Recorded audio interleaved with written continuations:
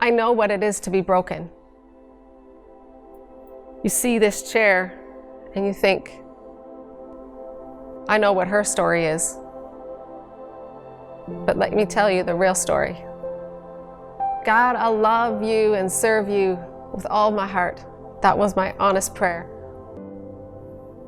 I was 24 years old when I met Vahen. It was a whirlwind, intense romance. 9 months later, he had a ring on my finger. The following Sunday, I was getting ready to go to church to show off my engagement ring. I was so excited. But then suddenly, I started experiencing some excruciating pain in my upper body. My parents were called. My fiance was called. I was rushed to the hospital. I was losing feeling in my body. I said to the nurse, "Nurse, I can't feel my legs." Immediately, I was wheeled into an emergency room where I was examined every 15 minutes, where my feeling and movement was less and less. 12 hours. They didn't know when or if the paralysis would stop. My parents were called out east by the medical staff. They said, "You better get here fast. But when you arrive, your daughter might not be alive." 12 hours later, I was paralyzed from the chest down. Finally, after a week of tests, I was diagnosed with transverse myelitis. They said, "You'll never walk again." But my biggest question was, do I still have a fiance? I knew I had to ask him if he wanted the ring back. I says, "Honey, do you still want to marry me?" You can just imagine how I felt hearing the words. Vahen, God gave you to me, and I'm not going to give you back now and say you're not good enough. I was just going to focus on our wedding day, and I was going to walk the aisle. 1 year after the doctor said I would never walk again, I walked the aisle to meet my groom.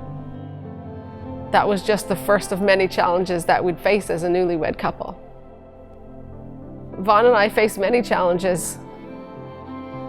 Financial challenges, miscarriage, mistrust, anger against God, and infidelity. Vahen and I drew farther and farther apart.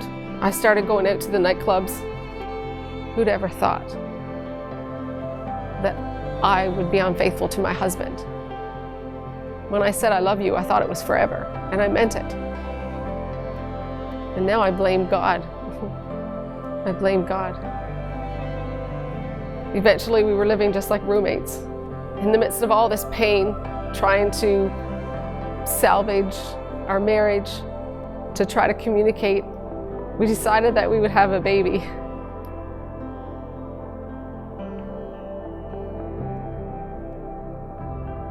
Two months pregnant, I was in the bathroom bleeding.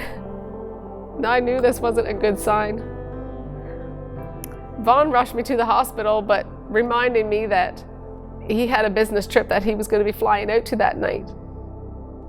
Well, I miscarried our baby, and to add further pain and heartache, the doctor said it was twins. We got home from the hospital at 3 a.m. and at 3:30 it was out the door. It was in that moment I said it was over. 2 weeks. He was away 2 weeks. And when he got home, I said, "It's over and I'm seeing somebody else." You can imagine the shock when I heard those words again. That, "Vahen, I'm not going to let you go. I want to work on us."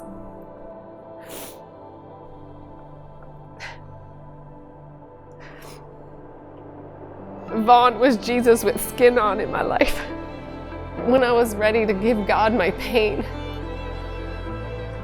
when I was ready to release all my pain to Him, He turned it into something beautiful, and today I have a love